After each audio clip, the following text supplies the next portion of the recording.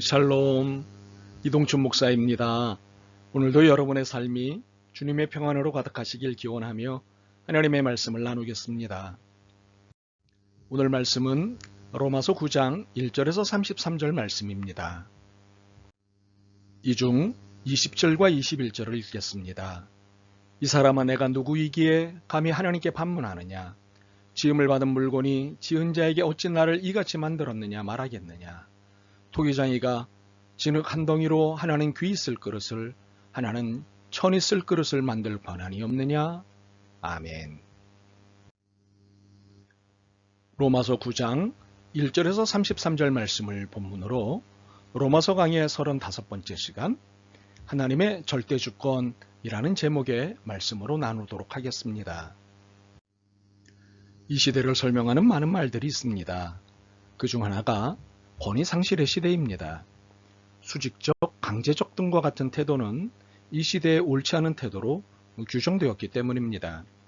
그래서 주인이 종업원을 대할 때 수직관계로 대해서는 안 됩니다. 심지어 교사가 학생을 대할 때도, 부모가 자식을 대할 때도 고민해야 할 부분입니다. 이런 태도가 옳은 것은 사실이지만 분명한 것은 이 시대는 권위상실의 시대라는 것입니다. 이처럼 권위상실의 시대에는 하나님의 권위인 하나님의 주권을 말한다는 것이 너무나 어렵습니다. 주권을 말하기 위해서는 절대적 상하관계 혹은 수직관계를 받아들일 수 있어야 합니다.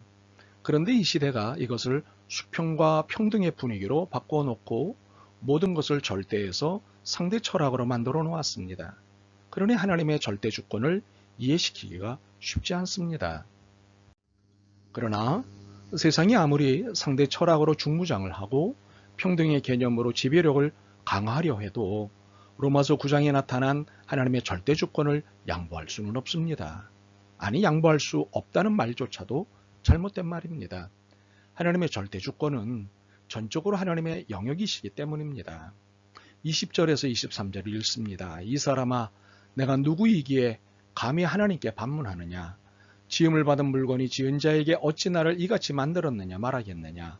토기장이가 진흙 한 덩이로 하나는 귀 쓸 그릇을, 하나는 천이 쓸 그릇을 만들 권한이 없느냐?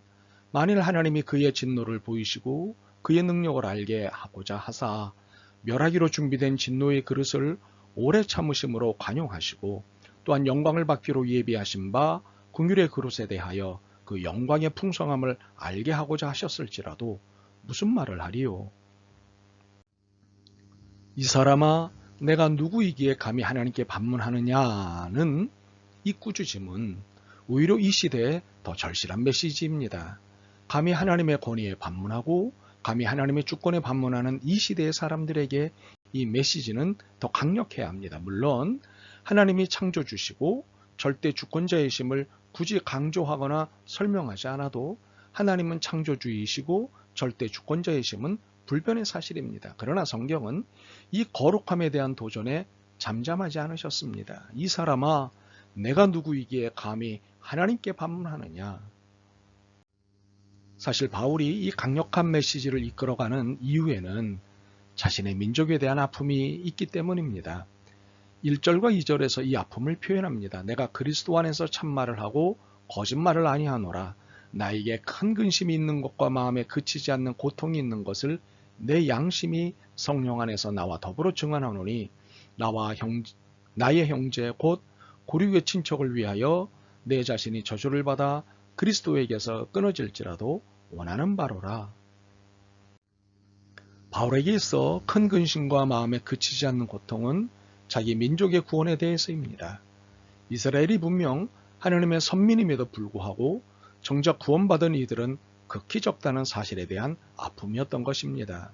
예컨대 내 가족이 VIP 티켓을 갖고도 정작 VIP 대접을 받지 못하고 그 대접을 이웃집 다른 사람이 받고 있다면 어떻겠습니까? 속상하지 않겠습니까? 이처럼 구원의 문제에 있어 선민임에도 불구하고 구원을 받지 못하니 같은 민족 구성원으로 어찌 속상하지 않고 아프지 않겠습니까? 그러나 이 아픔은 막연히 민족에 대한 동정과 아쉬움 때문만은 아닙니다. 4절에서 10절에 설명하는 대로 오히려 민족의 바른 회개를 촉구하는 강력한 메시지를 담고 있습니다. 여기서 바울이 강하게 전하고 있는 것은 아브라함의 씨가 다 그의 자녀가 아니다는 것입니다. 다시 말해 이스라엘인으로 태어났다고 자동으로 구원받는 것이 아니라는 말입니다. 이는 모태신앙으로 태어났다고 자동으로 구원받는 것이 아닌 것과 같습니다. 바울은 이 설명을 30절에서 32절을 통해 다시 합니다. 그런즉 우리가 무슨 말하리요? 의를 따르지 아니한 이방인들이 의를 얻었으니 곧 믿음에서 난 의요. 의의 법을 따라간 이스라엘은 율법에 이르지 못하였으니 어찌 그러하냐? 이는 그들이 믿음을 의지하지 않고 행위를 의지함이라. 결국 선민의 조건으로 태어났으나 행위를 의지한 이스라엘은 구원을 받지 못하고 이방인으로 태어났으나 믿음으로 의를 얻은 이방인들은 구원을 얻었다는 사실에 바울은 마음이 아픈 것입니다. 그래서 여전히 행위에 의존하는 동족을 향해 의는 믿음으로 얻는 것임을 강력하게 선포하는 것입니다. 그러면서도 여전히 희망이 있으니 믿음으로 돌아올 것을 27절에서 29절을 통해 호소합니다. 하나님의 의지를 따라 이스라엘은 수많은 민족 중에 유일한 선민이 되었습니다. 이것은 하나님의 의지이기 때문에 아무도 시비할 수 없는 것입니다. 그래서 이스라엘을 뺀 나머지 민족은 이방인일 수밖에 없습니다. 이 또한 시비를 걸 수 있는 일이 아닙니다. 그러므로 이 일에 대해 이스라엘의 입장에서 보면 참으로 감사하고 신나는 일이 아닐 수 없습니다. 그러나 선민이 되었다고 자동으로 구원을 받는 것이 아니라 믿음으로라야 구원을 받는다는 사실에 있어 이것은 하나님의 의지입니다. 만약 이스라엘에게 있어 선민으로 삼으신 하나님의 의지는 찬양하고 믿음으로 구원을 얻게 하신 하나님의 의지를 불평한다면 이는 배은망덕인 것입니다. 그래서 바울이 자기 민족에 대해 아프지만 확실하고 강하게 전하는 메시지는 하나님의 절대 주권입니다. 이 말은 하나님의 절대 의지, 하나님의 절대 영역, 하나님의 절대 권력입니다. 의지, 영역, 권력으로서의 주권은 양보가 됐건 횡포가 됐건 누구도 시비할 수 있는 것이 아닙니다. 그래서 우리는 하나님 외에는 아무도 건드릴 수 없는 권력인 주권을 통해 우리를 세워가시는 하나님을 볼 수 있어야 합니다. 그런데 하나님의 주권은 폭군의 권력이 아닙니다. 폭군의 권력은 이기적이고 자기 사랑으로 가득 차 있는 굴절된 권력입니다. 그래서 폭군의 권력으로는 전쟁과 상처만을 낳습니다. 그러나 하나님의 권력은 비이기적이고 이타적입니다. 사랑과 용서를 낳는 권력입니다. 바울은 하나님의 주권으로서 선택을 설명하면서 하나님이 에서가 아닌 동생 야곱을 선택하셨음을 12절과 13절에서 설명합니다. 우리는 이를 두고 과연 하나님이 야곱을 선택하신 것은 무자비를 보이신 것이 아니냐고 반문할 수 있습니다. 그러나 이것은 일방적인 하나님의 주권 행사가 아니었습니다. 마치 폭력을 휘두르듯 주권을 행사하신 것으로 이해하면 안 됩니다. 야곱은 욕심이 많기는 했지만 그의 마음에는 하나님에 대한 확고한 믿음이 있었기에 하나님이 야곱을 택하신 것입니다. 그렇다고 해서는 하나님에 대한 믿음이 없었으니 하나님과 사람으로부터 배척시키셨느냐 하면 그렇지 않습니다. 에서를 통해서 또 하나의 민족이 형성되는 것을 허락하셨다는 사실입니다. 에서에게는 다른 형태의 기회를 주신 것입니다. 그러므로 야곱을 선택하신 것이 일방적이 아니요 에서를 배척하신 것은 다른 형태의 기회를 주신 것임을 이해할 때 하나님의 주권은 폭군의 폭력이 아니요 하나님의 자비와 자유를 볼 수 있는 권력입니다. 이제 14절이 이해가 되실 것입니다. 그런즉 우리가 무슨 말을 하리요? 하나님께 불의가 있느냐? 그럴 수 없느니라. 하나님의 주권에 행사되는 영역은 전 영역이자 그 권력은 절대적입니다. 그럼에도 불구하고 하나님의 주권 행사는 불의가 아닌 자비와 자유이십니다. 바울은 15절에서 18절에 하나님의 긍휼에 대해 설명하고 있는데 이것은 하나님의 자비와 자유를 설명하는 것입니다. 이제 이 부분이 이해됐다면 19절에서 21절이 이해가 될 것입니다. 즉 하나님의 뜻을 거역할 수 없다면 하나님께서 책망하시는 것이 합당하냐는 질문에 대한 이해입니다. 다시 말해 하나님이 착하게 살 사람과 악하게 살 사람을 이미 구분지어 선택하셨다면 악하게 산 사람에 대해 굳이 책망하실 이유가 무엇이냐는 반문입니다. 그러나 우리가 이미 앞에서 충분히 이해한 것처럼 하나님의 선택은 자비하에 믿음의 기회를 주신 선택입니다. 바로가 악한 왕으로 결론이 난 것은 자신의 선택에 따른 결론입니다.